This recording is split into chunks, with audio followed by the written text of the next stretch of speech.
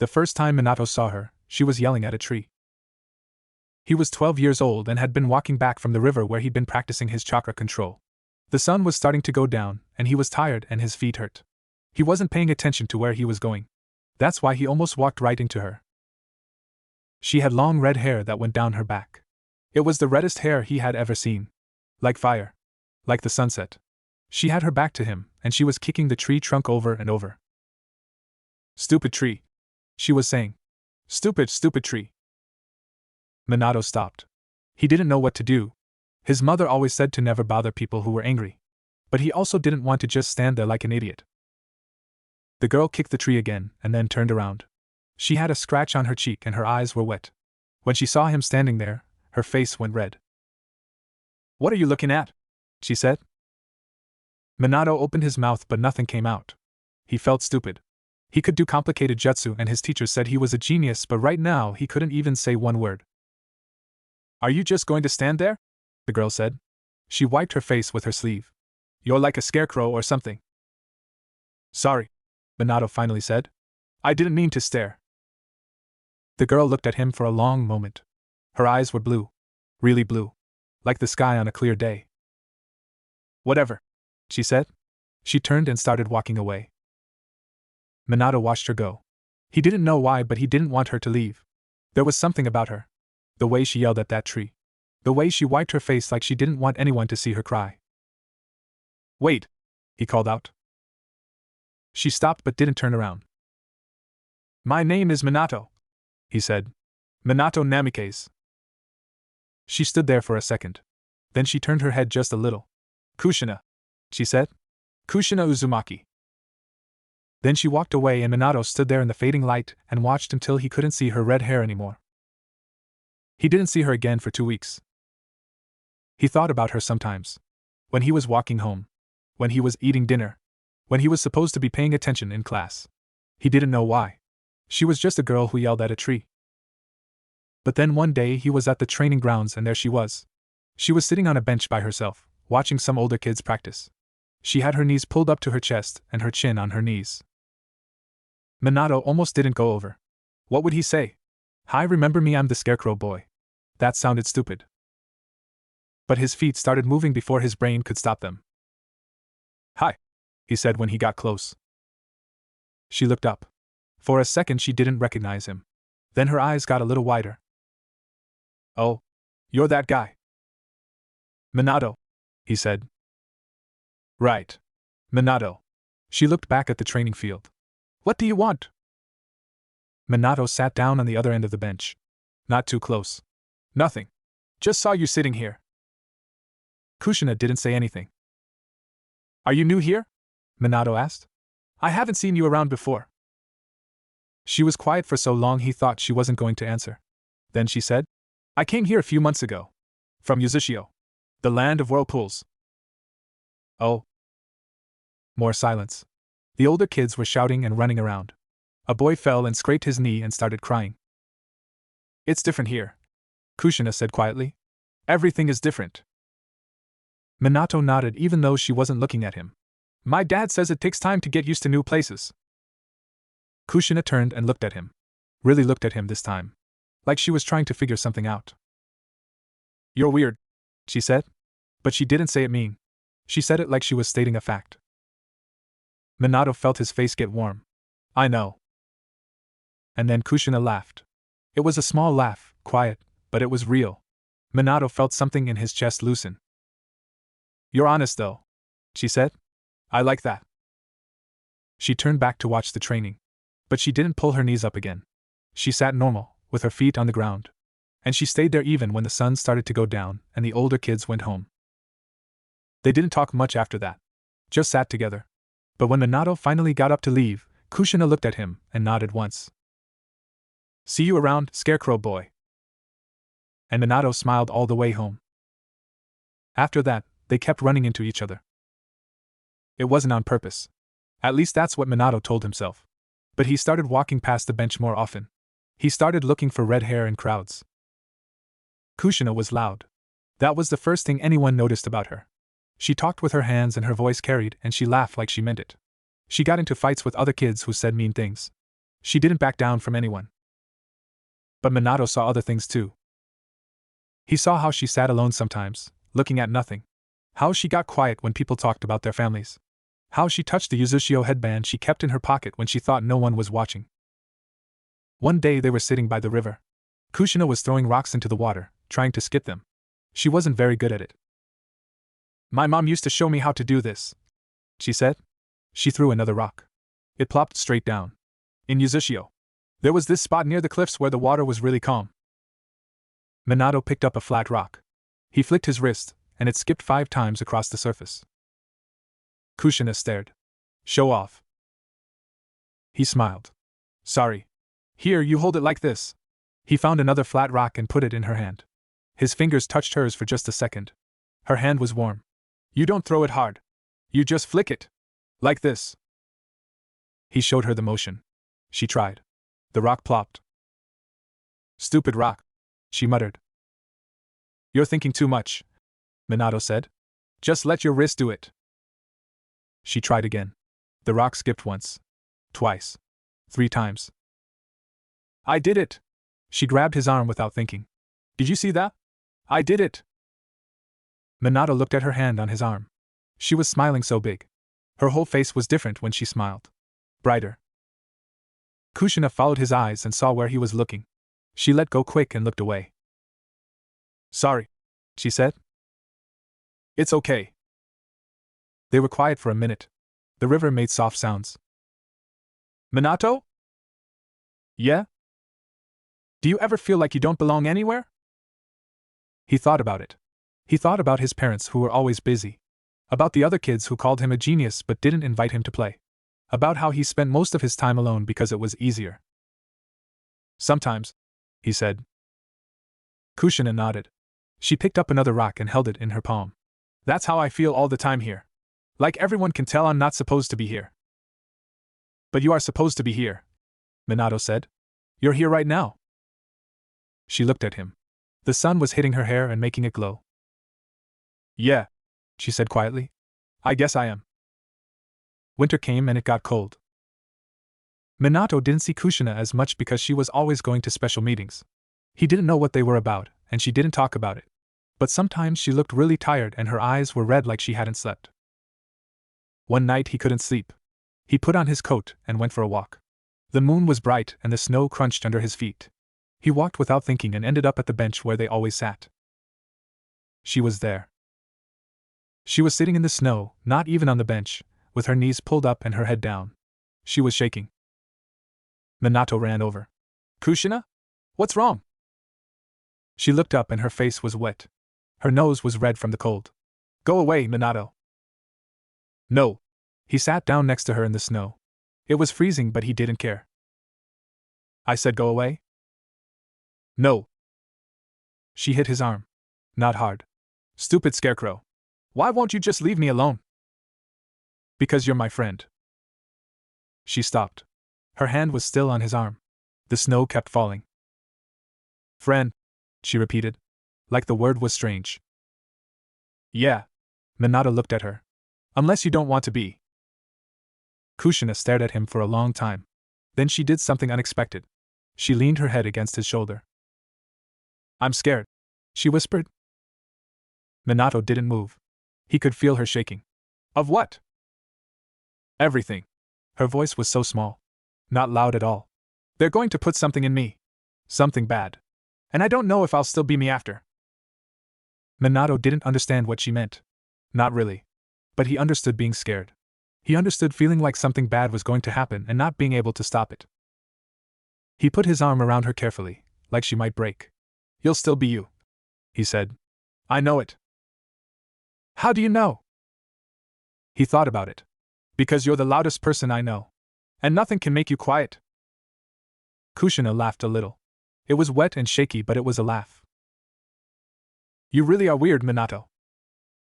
"I know." They sat there in the snow for a long time. Her head on his shoulder. His arm around her. The moon above them. And Minato realized something. He didn't want to be anywhere else. He didn't want to be anywhere she wasn't. He didn't know what that meant yet. But he knew it was important. Chapter 2, Strands of Red. Spring came and everything changed. Minato became a genin. He got put on a team with 2 other kids and a sensei named Jiraiya who was loud and weird and really strong. They went on missions. Small ones at first. Then bigger ones. He didn't see Kushina as much. She had her own training. Her own team. Her own life. But sometimes, late at night, he would go to the bench by the river. And sometimes she would be there. They wouldn't talk much. Just sit. Like before. One night she wasn't there. He waited for an hour but she didn't come. The next night she wasn't there either. Or the next. Minato tried not to worry. She was busy. That was all. But then Jiraiya-sensei pulled him aside one day. "There's something you should know," Jiraiya said. He wasn't laughing or joking. His face was serious. "That girl you're friends with. The Uzumaki one." Minato's stomach went cold. "What about her?" "She's been taken. Kumo ninjas. They grabbed her a few days ago." The world tilted. Minato couldn't breathe. "We're putting together a rescue team," Jiraiya said. "But the trail is cold. It's been too long. The Hokage doesn't think." "I'll find her." Jiraiya looked at him. "Minato." "I'll find her." His voice was steady but inside he was screaming. "Give me the mission. Please." Jiraiya studied him for a long moment. Then he nodded slowly. "All right. But we leave at dawn." They didn't leave at dawn. Minato left that night. He ran through the forest as fast as he could. Faster than he'd ever run before. His legs burned and his lungs burned but he didn't stop. He couldn't stop. Every second was another second she was with them. Every minute was another minute she was scared and alone. He thought about her sitting in the snow. Her head on his shoulder. Her voice saying, "I'm scared." He ran faster. The trail was cold. Just like Jiraiya said. But Minato didn't give up. He searched for anything. Footprints. Broken branches. Anything. And then he found it. A single strand of red hair, caught on a bush. Minato picked it up carefully. It was hers. He knew it was hers. He kept going. And he kept finding them. Strands of red hair, left behind like breadcrumbs. Sometimes on branches. Sometimes on rocks. Sometimes just floating in a stream. She was leaving a trail. She was leaving it for him. He followed the red hair for 3 days. He didn't sleep. He barely ate. He just kept moving. On the 3rd night he found them. There were 3 Kumo ninjas. They had made camp in a small clearing. And there she was. Tied to a tree with her hands behind her back. Her head was down. Her red hair was messy and tangled. Minato didn't think. He just moved. The first ninja never saw him coming. The second one barely had time to turn around. The third one was faster. He grabbed Kushina and put a knife to her throat. "Come any closer and she dies," the ninja said. Minato stopped. His heart was pounding so hard he could hear it in his ears. Kushina looked up. Her eyes were wide. Her face was pale and dirty. But when she saw him, something in her face changed. "Minato," she whispered. "Let her go," Minato said. His voice was calm but inside he was terrified. The ninja laughed. "A kid? They sent a kid to rescue her?" He pressed the knife tighter. A tiny line of blood appeared on Kushina's neck. Minato saw the blood. And something in him went very quiet. He moved. Later, he couldn't explain what happened. It was like the world slowed down. Like he could see everything at once. The ninja's hand. The knife. Kushina's face. He threw a kunai. Not at the ninja. At the rope holding her hands. The rope snapped. Kushina dropped. The ninja's knife went through empty air. And then Minato was there. He grabbed Kushina and pulled her away. He put himself between her and the ninja. The ninja was confused. He looked at his empty hand. He looked at Minato. "What the?" Minato threw 3 more kunai. All of them hit. The ninja fell. For a moment, everything was still. The fire crackled. Somewhere an owl hooted. Then Kushina started crying. Minato turned around. She was on the ground, crying, shaking. He knelt down next to her. "Hey," he said softly. "Hey, it's okay. You're okay." She looked up at him. Her face was wet, and her nose was running, and she was the most beautiful thing he'd ever seen. "You came," she said. Her voice broke. You actually came. Of course I came. But how did you find me? The trail was cold, everyone said. He held up his hand. In his palm was one of the strands of red hair he'd collected. She stared at it. Then she started laughing and crying at the same time. My hair, she said. You followed my hair. You left a good trail. She grabbed him. She threw her arms around his neck and held on tight. He could feel her shaking against him. I knew you'd come, she whispered into his shoulder. I kept leaving my hair and I kept hoping and I knew you'd come. Minato held her. He didn't say anything. There wasn't anything to say. They stayed like that for a long time. Her holding him. Him holding her. The fire burning low. Finally, she pulled back just enough to look at him. Her eyes were red from crying. But she was smiling. You're not a scarecrow anymore, she said. What am I then? She thought about it. My hero, I guess. Minato felt his face get hot. He looked away. That's dumb. It's not dumb. She put her hand on his cheek and turned his face back to hers. You're my hero, Minato. Don't ever forget that. She was so close. He could see every detail of her face. The tiny scar on her eyebrow. The freckles on her nose. The way her eyes looked in the firelight. He didn't plan what happened next. It just happened. He kissed her. It was quick and soft, and his heart was going to explode. When he pulled back, her eyes were wide. Sorry, he said quickly. I'm sorry, I shouldn't have. She kissed him back. When they finally pulled apart, they were both breathing hard. Don't apologize, she said. Never apologize for that. They sat there in the clearing, holding hands, watching the fire. Neither of them said anything. They didn't need to. The walk back took 4 days. They talked about everything and nothing. She told him about what happened. He listened and held her hand when she got upset. She told him about the thing inside her. The 9 tails. She told him everything. And he listened. And he didn't run away. You're not scared of me? She asked one night. They were sitting by another fire, eating the fish he'd caught. Should I be? I have a monster inside me. He thought about it. I don't see a monster. I just see you. She looked at him for a long moment. Then she leaned her head on his shoulder. Just like that night in the snow. You really are weird, Minato. I know. I'm glad you're weird. He smiled. Me too. When they got back to the village, Jiraiya was waiting. He looked at Minato. He looked at Kushina. He looked at their hands, which were still together. Well, Jiraiya said. I guess you found her. Minato nodded. Jiraiya grinned. Took you long enough. And that was that. Chapter 3, The Weight of Things. Years passed. Minato became a Chunin, then a Jonin. People started calling him the Yellow Flash because of how fast he could move. He went on dangerous missions. He fought in the war. He saw things he wished he hadn't seen. But through all of it, there was Kushina. She was always there, waiting at the bench by the river, cooking him dinner when he came back from missions, yelling at him for not taking care of himself. You're too skinny, she'd say, pushing food at him. Eat. I'm not skinny. You're skin and bones. Eat. He'd eat. And she'd sit across from him and watch, like she was making sure he actually did it. Sometimes she'd have bad days. Days when the thing inside her felt too heavy. Days when she couldn't get out of bed. On those days, Minato would sit with her. He wouldn't say much. He'd just be there.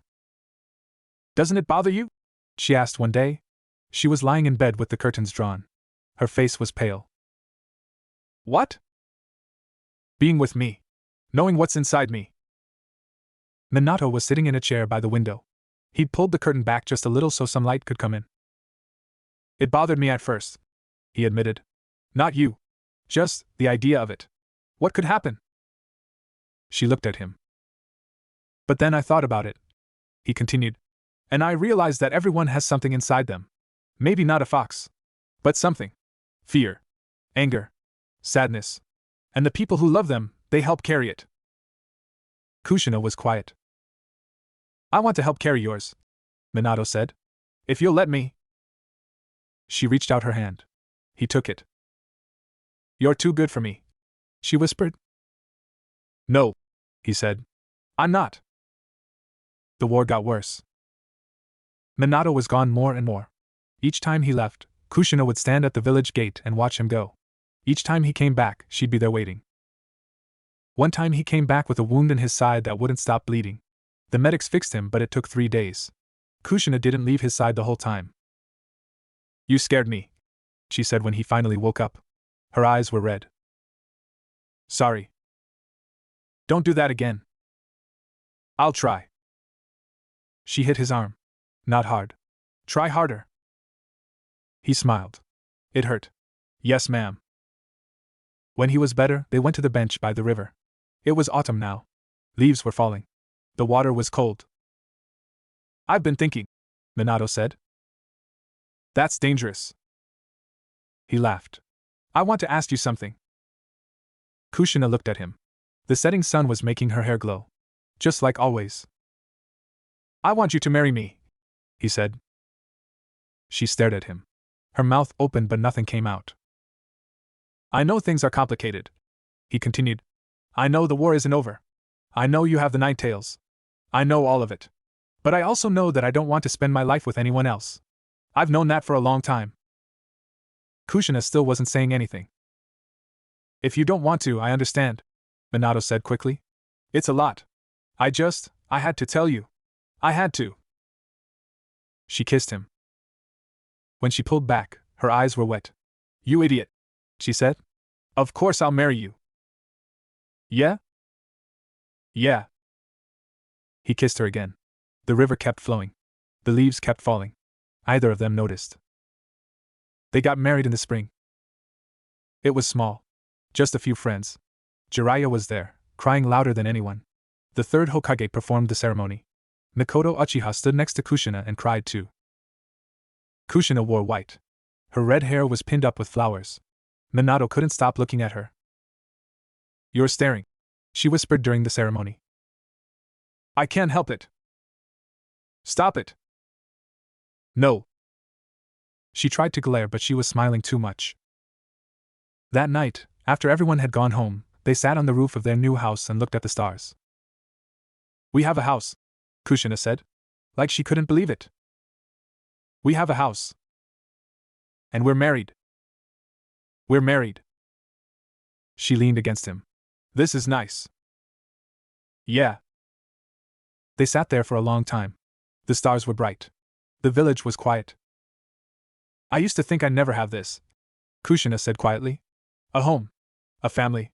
Someone who loved me. After Yuzishio fell, after they put the fox in me, I thought I'd always be alone." Minato put his arm around her. "But then you showed up," she continued. "This stupid scarecrow boy who wouldn't leave me alone. Who followed my hair across half the country. Who sat with me when I couldn't get out of bed. You make me sound like a hero again." "You are my hero." She turned to look at him. "You saved me, Minato. Not just from those Kumo ninjas. From everything." He touched her face. "You saved me too." "How?" "Before you, I was just existing. Going through the motions. Doing what I was supposed to do. But you made me want things. You made me feel things. You made me want to be better." She kissed him. Soft and slow. "I love you," she said. "I love you too." Chapter 4, A Life Together. Being married was different than Minato expected. Not bad different. Just different. There was someone else to think about now. Someone else to consider. Every decision he made, he thought about how it would affect her. And she did the same for him. She learned to cook his favorite foods. He learned to notice when she was having a bad day even when she tried to hide it. They fought sometimes. About stupid things. About important things. But they always made up. "She's good for you," Jiraiya said one day. They were having tea at a small shop. "Kushina. She keeps you human." "Thanks." "It's a compliment. You were always too perfect. Too calm. Too controlled. She makes you messy? That's good." Minato thought about it. Jiraiya was right. Kushina did make him messy. She made him feel things he couldn't control. She made him laugh when he should be serious. She made him angry when she was being stubborn. She made him human. She's the best thing that ever happened to me, Minato said. Jiraiya nodded.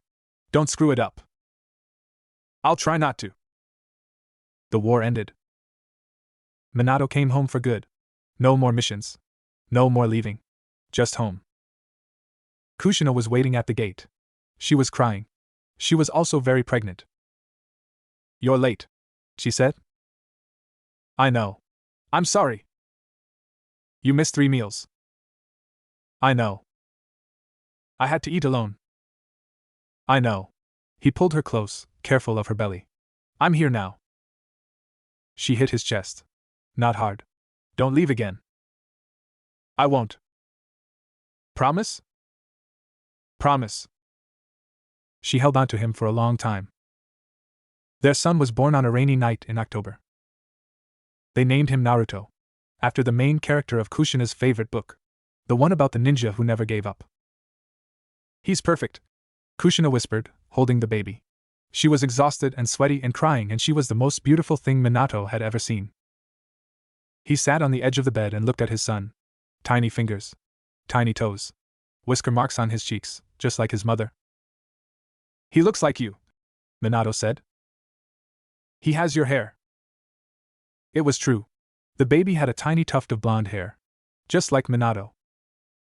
He has your stubbornness, Kushina said. He fought the whole way out. Minato laughed. Per midwife. She's getting a raise. They sat together, the 3 of them, and looked at their son. The rain kept falling outside. The world kept turning.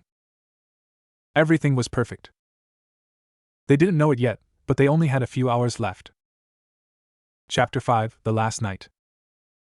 The birth had gone well, but Kushina was weak. The seal that held the Ninetales was at its most fragile right after childbirth. That was why they'd done it in secret, in a hidden location outside the village. That was why they had ANBU guards everywhere. Minato held Naruto while Kushina rested. The baby was asleep, his tiny face peaceful. He's so small, Minato murmured. He'll get bigger. Kushina's eyes were closed, but she was smiling. He'll be big and strong and loud like his mother. And smart like his father? Hopefully. Poor kid will need all the help he can get. Minato laughed quietly. You're terrible. I'm honest. He looked at her. Even exhausted, even pale, she was beautiful. How are you feeling? Tired. Happy. Tired. Rest. I'll watch over both of you. She opened her eyes and looked at him. Minato? Yeah? I'm glad it's you. He didn't need to ask what she meant. Me too. She closed her eyes again. Her breathing evened out. Minato sat there in the quiet, holding his son, watching his wife sleep. It was the happiest moment of his life. It didn't last. The explosion shook the whole building. Minato was on his feet in an instant, Naruto held tight against his chest.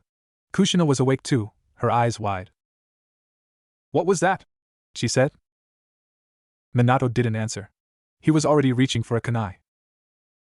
The screams started. Umbu. Dying. Then everything went quiet. Minato handed Naruto to Kushina. Stay here.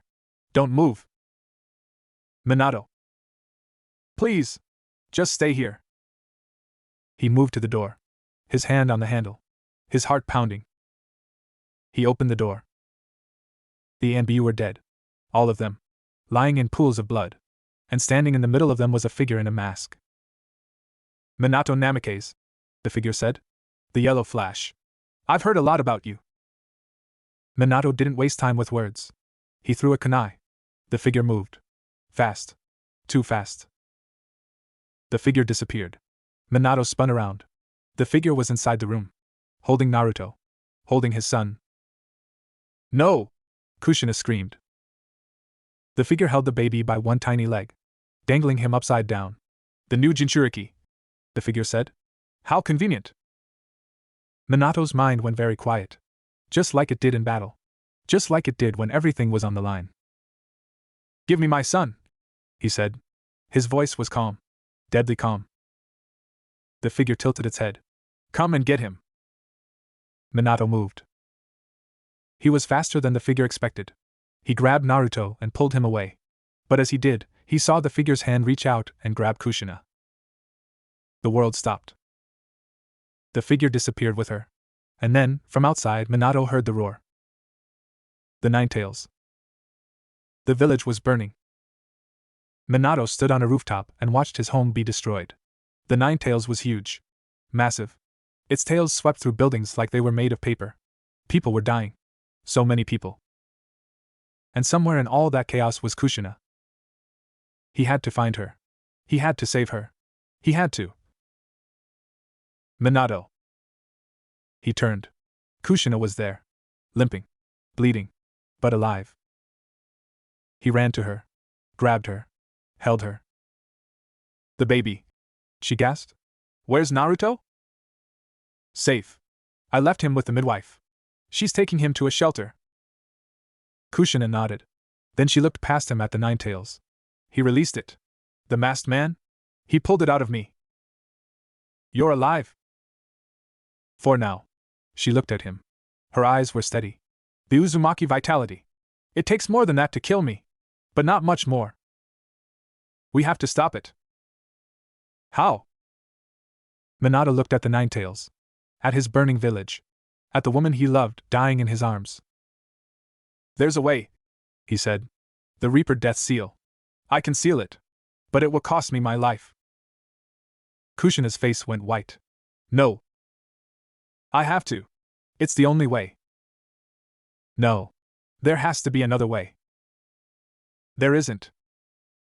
She grabbed his face in her hands. I won't let you. I won't. I just had our son. I just got you home. I won't. Kushina. He put his hands over hers. Listen to me. If I do this, I can seal half of it in me.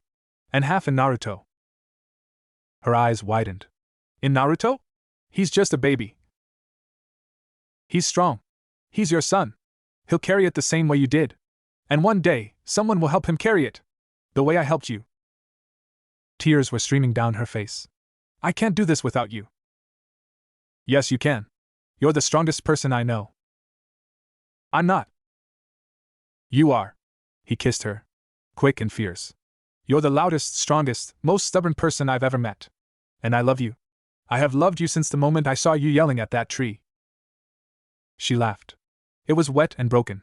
You remember that? I remember everything. The Nine Tails roared again. They didn't have much time. Take me to Naruto, Kushina said. I want to see him. One more time. Minato nodded. He picked her up, careful of her wounds, and ran. They found Naruto with the midwife in a shelter. The midwife was dead. Killed by the masked man. But Naruto was alive. Crying but alive. Kushina took him in her arms. She held him close. She rocked him. My baby, she whispered. My beautiful baby. Minato stood behind her, his hand on her shoulder. Watching his family. Knowing he had to leave them. I'm sorry, he said. I'm so sorry. Kushina looked up at him. Her face was wet but her eyes were steady. Don't be sorry. Just, make sure he knows. Make sure he knows we loved him. I will. He knelt down. He put his hand on Naruto's tiny head. The baby stopped crying and looked at him with blue eyes. His blue eyes. Your name is Naruto, Minato said softly. After the hero in your mother's favorite book. You're going to be a great ninja someday. I know it. Kushina put her hand over his. The three of them together. One last time. I have to go, Minato said. I know. He kissed her. He kissed Naruto's forehead. Then he stood up. Minato. He turned. Kushina was looking at him. I'll see you again. In the Pure Land. Wait for me there. He nodded. I'll be waiting. Then he left. The ceiling took everything he had. He pulled the Nine Tails out of Kushina's dying body. He split its chakra in half. He sealed one half in himself. He sealed the other half in Naruto. The Reaper Death Seal consumed him. He felt his soul being pulled away. But before he went, he looked at his son one last time. Naruto was crying. Screaming. Kushina was holding him, whispering to him, telling him she loved him. Telling him everything. Minato wished he could stay. He wished he could watch his son grow up. He wished he could grow old with Kushina. But this was the price. This was what it cost to protect them. He smiled. One last time. And then he was gone. Chapter 6: What Remains. Kushina didn't have much time left. The nine tails had been ripped out of her.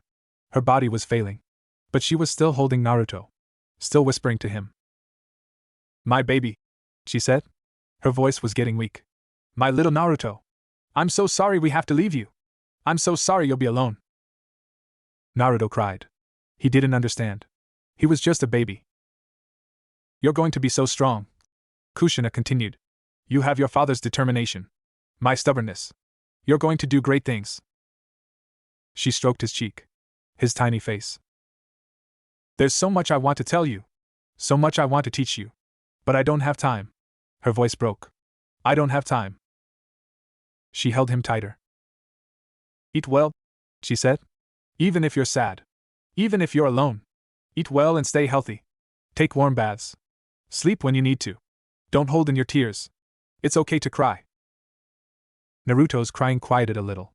Like he was listening. "Find good friends," Kushina said. "People who will love you. People who will help you carry your burden. Don't try to do everything alone. Your father tried to do everything alone until he met me. And I tried to do everything alone until I met him." She smiled. It hurt. "We found each other," she whispered. "And it made everything better. You'll find someone too. I know you will." The shelter was dark. Quiet. Outside, the village was still burning. But in here, it was just her and her son. "I love you," she said. "I love you so much. I wish I could see you grow up. I wish I could see you become a ninja. I wish I could meet your friends. I wish I could meet the person you fall in love with." Tears fell on Naruto's face. He blinked. "But I'll be watching," she said. "From the Pure Land. Your father and I will be watching. Always." She kissed his forehead. She held him close. "I have to go now," she whispered. "Minato's waiting for me. But I'll always be with you. A part of me is in you now. The nine tails. My chakra. My love. It's all in you." Naruto made a small sound. "Be happy," Kushina said. "That's all I want. Be happy and live a good life."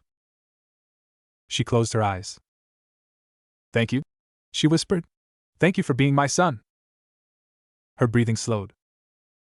Stopped. And Kushina Uzumaki, the last of her clan, the woman who yelled at trees, the woman who left a trail of red hair, the woman who loved with her whole heart, was gone. The village rebuilt. Years passed.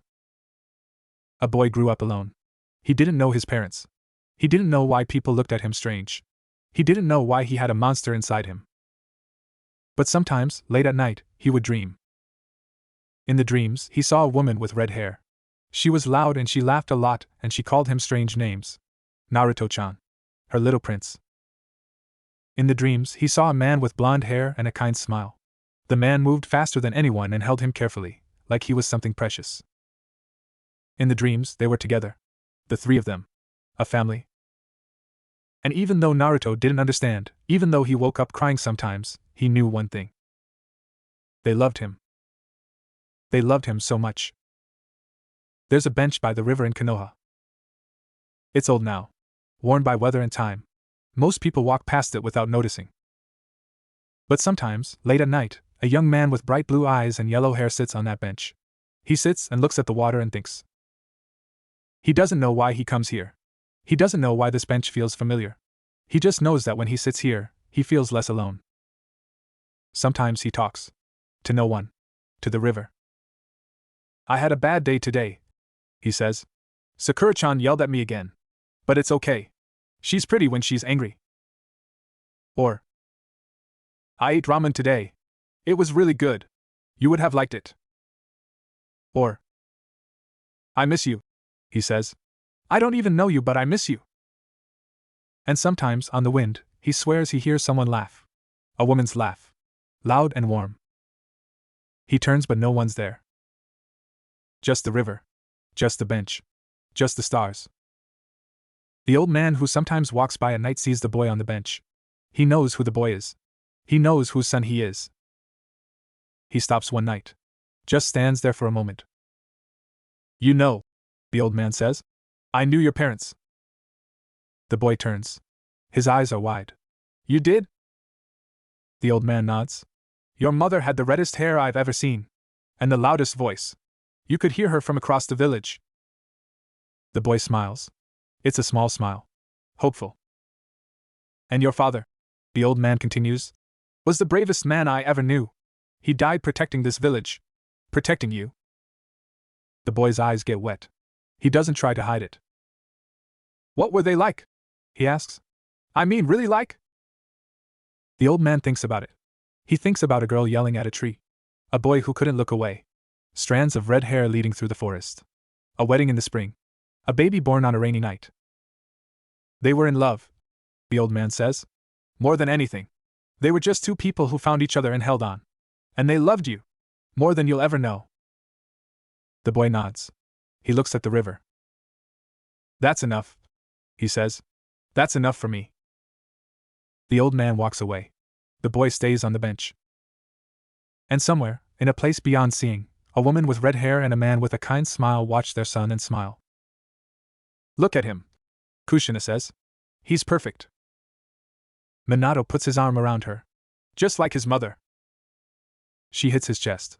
Not hard. You're still a scarecrow, you know that? I know. They watch their son sit by the river. They watch the stars come out. They watch the village that survived. And for the first time in a long time, everything is okay. The bench was old now. Naruto didn't know why he kept coming here. It was just a bench. Wooden planks worn smooth by years of rain and sun and people sitting. But something about it pulled at him. Made him feel like he belonged somewhere. He was 13 now. A genin. Part of a team. He had friends. Sakura and Sasuke, even if Sasuke was a jerk most of the time. Kakashi-sensei, even if he was always late and reading those weird books. But late at night, when he couldn't sleep, he came here. Tonight was one of those nights. He'd had a dream again. The woman with red hair. The man with the kind smile. They were holding him, talking to him, telling him things he couldn't quite remember when he woke up. He sat on the bench and watched the river.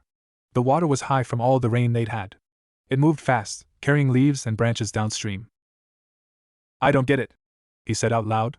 Talking to no one. Talking to the river. Why do I keep dreaming about you? Who are you? The river didn't answer. It never did. I have a team now, he said. Sakura's really smart, and she hits me a lot, but she's nice sometimes. Sasuke's a jerk, but he's really strong. Kakashi-sensei is weird, but he's strong too. We do missions together. He kicked a pebble. It bounced and fell into the water.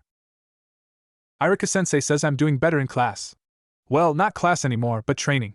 He says I have potential if I just focus. The river kept flowing.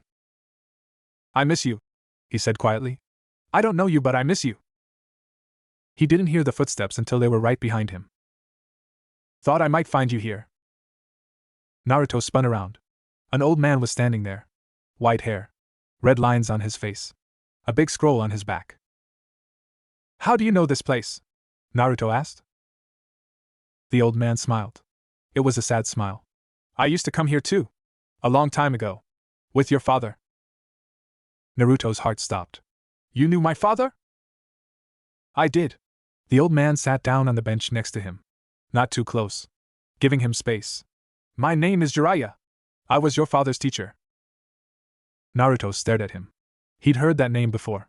The Toad Sage. One of the legendary Sannin. He was supposed to be really powerful. Why are you here? Naruto asked. His voice came out smaller than he wanted. Jiraiya looked at the river. Because I made a promise. A long time ago. To your mother.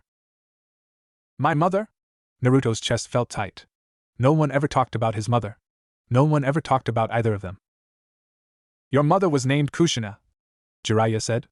Kushina Uzumaki. She had red hair and a temper that could shake the whole village. She was loud and stubborn, and she loved your father more than anything. Naruto couldn't breathe. Your father was Minato Namikaze, the fourth Hokage. He was the fastest shinobi alive. Calm. Smart. Kind. Everyone who met him respected him. The fourth Hokage, Naruto whispered. The fourth Hokage is my father? Jiraiya nodded. Naruto looked at the river. His eyes were wet. He didn't try to hide it. Why didn't anyone tell me? Why did everyone let me grow up alone? Why did they all hate me if my father was the Hokage? Jiraiya was quiet for a long moment. When he spoke, his voice was gentle. That's complicated, Naruto. And some of it I can't tell you yet. But I can tell you this. Your parents loved you. More than you'll ever know. And they didn't want you to be alone. Then why did they leave? Because they had to protect you. Protect the village. There was a bad man, a very bad man, who wanted to hurt you. Your parents stopped him. But it cost them their lives. Naruto wiped his face with his sleeve. That's stupid. What is? Dying for someone. Dying for a village that hates me. Jiraiya looked at him. Really looked at him. Is that what you think? That the village hates you? Naruto didn't answer. He didn't have to. Jiraiya sighed. Some people are afraid of you, Naruto.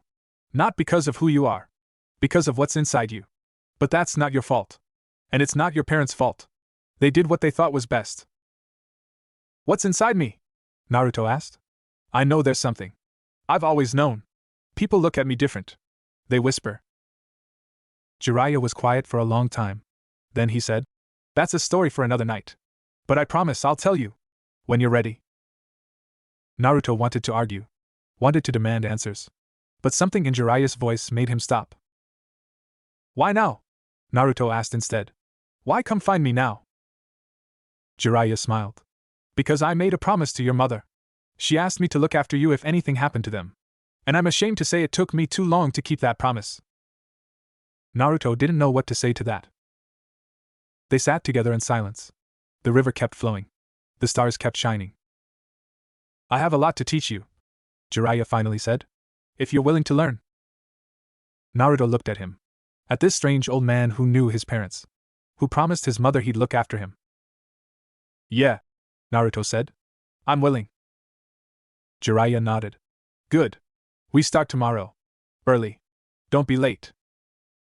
I'm never late. Jiraiya laughed. Your father said the same thing? He was always early. Naruto felt something warm in his chest. A connection. A thread linking him to someone he'd never met. They sat a while longer. Then Jiraiya stood up. Get some sleep, he said. You'll need it. Naruto nodded. But he didn't move. Jiraiya started walking away. Hey, old man? Jiraiya stopped. What were they like? My parents. Really like. Jiraiya turned.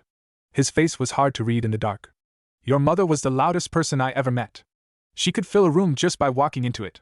She argued with everyone about everything. And she loved your father so much it hurt to watch sometimes. He paused. Your father was quiet. Calm. Always thinking. But when he was with her, he smiled more. Laughed more. She brought out something in him that no one else could. Naruto listened. Held every word. They were two halves of something. Jiraiya continued. And when they were together, they were whole. That's rare. That's special. Don't ever forget that. Naruto nodded. Jiraiya left. Naruto stayed on the bench. For the first time in his life, he felt like he had something to hold on to. Chapter 8 Lessons. Training with Jiraiya was nothing like training with Kakashi. Kakashi was laid back. Let them figure things out on their own. Jiraiya was intense. Demanding. He pushed Naruto harder than anyone ever had. Again, Jiraiya would say. Your form is sloppy. Again.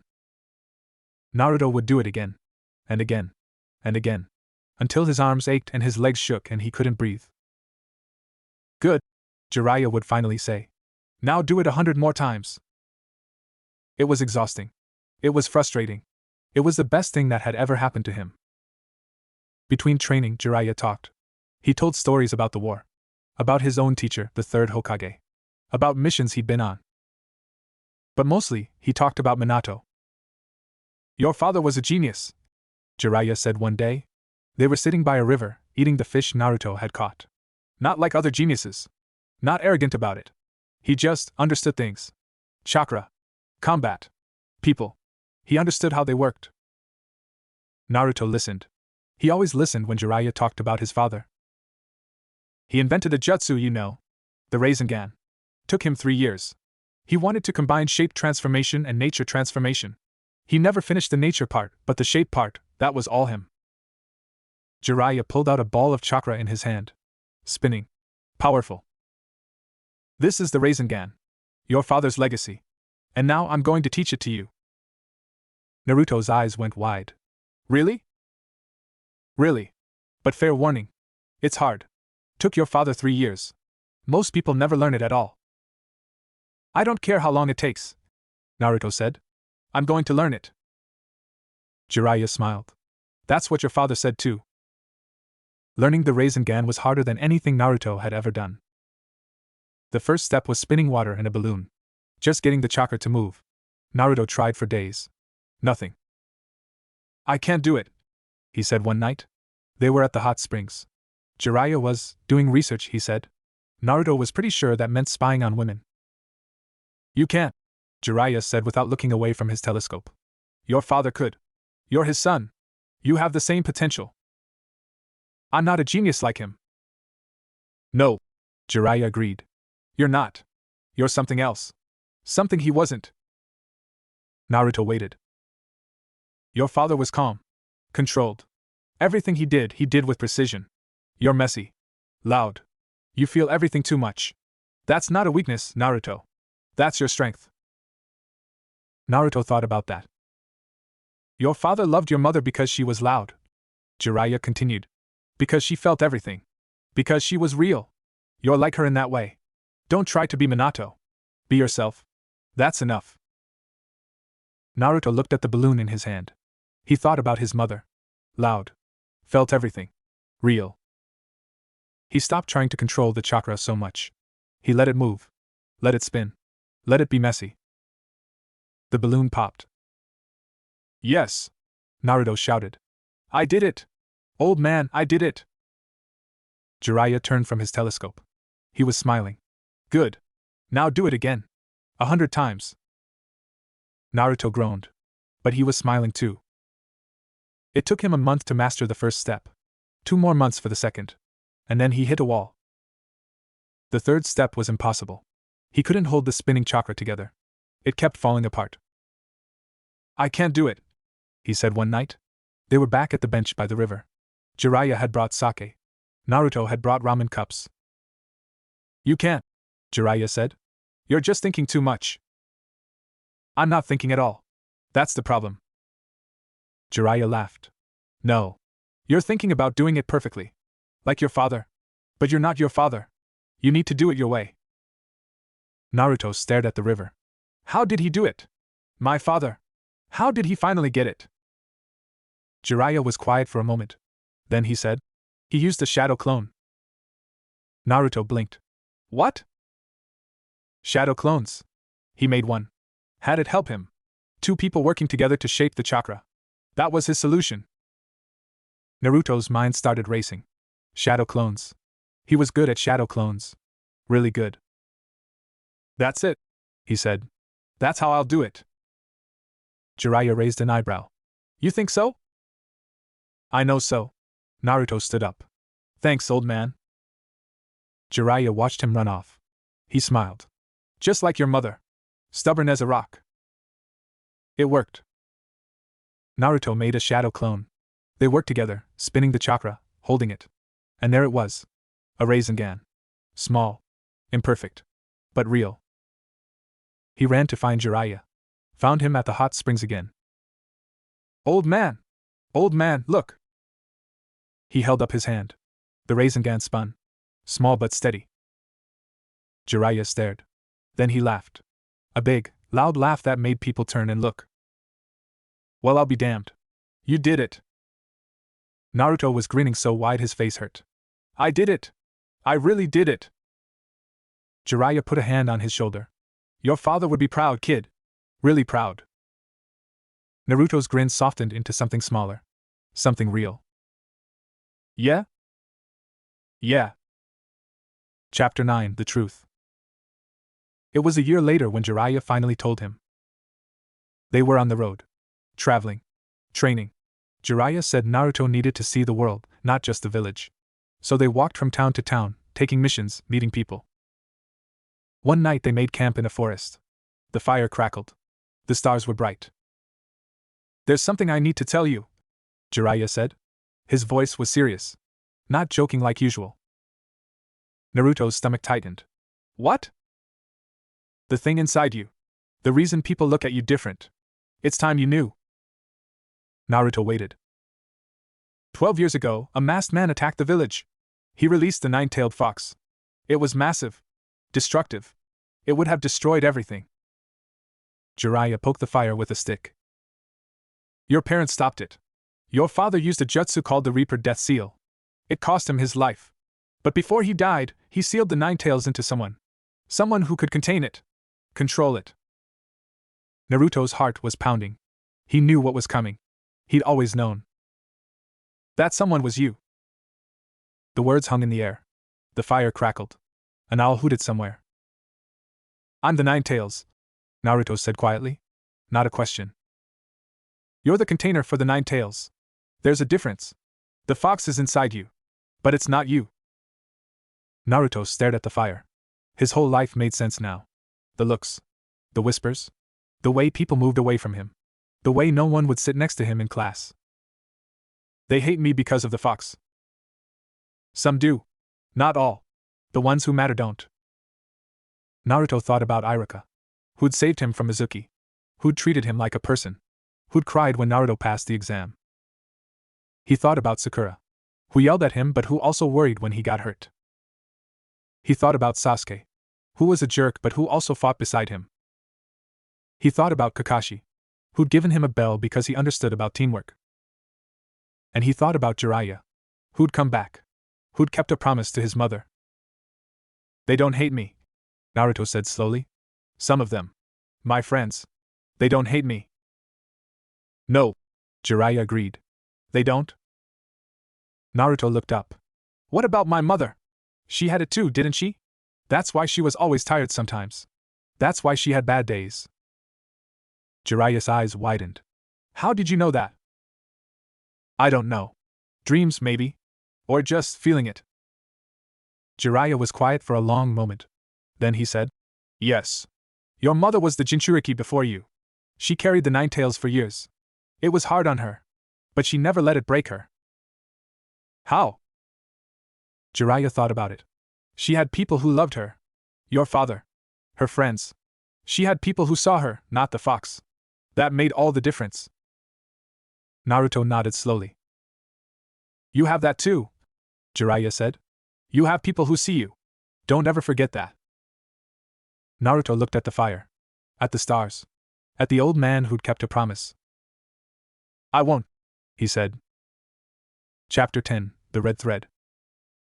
Naruto started having the dreams more often after that. The woman with red hair. She was clearer now. He could see her face. Her smile. The way her eyes crinkled when she laughed. In the dreams, she was always doing something. Cooking. Reading. Arguing with the blonde man. Holding him. Holding baby Naruto. One night the dream was different. She was sitting on a bench. The bench by the river. She was alone, looking at the water. Her red hair moved in the wind. Naruto walked up to her. In the dream, he wasn't a baby. He was himself. 13 years old. "Mom?" he said. She turned. Her eyes were blue. Just like his. Just like he'd always imagined. "Hello, Naruto," she said. Her voice was warm. Loud. Just like Jiraiya described. "Is this real?" "Real as anything." She patted the bench next to her.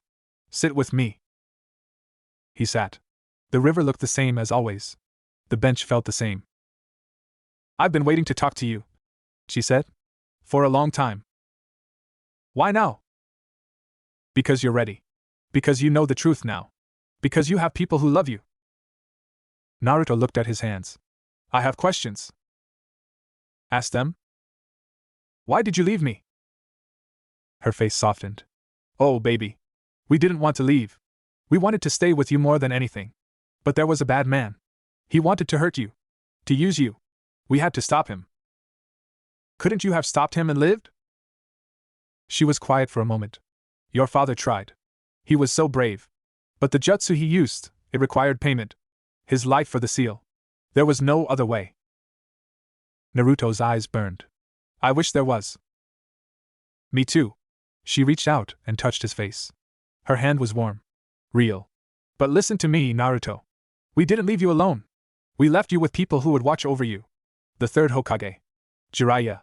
They were supposed to make sure you were okay. They didn't. Not really. I was alone most of the time. Pain crossed her face. I know. And I'm so sorry. If I could change it, I would. But you're not alone now, are you? Naruto thought about it. No. I have friends now.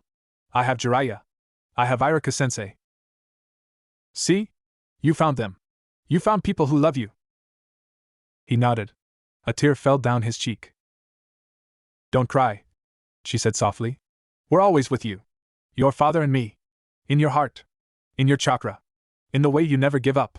That's us. That's what we gave you. I miss you, he whispered. I miss you and I never even knew you. I know. I miss you too. Every day.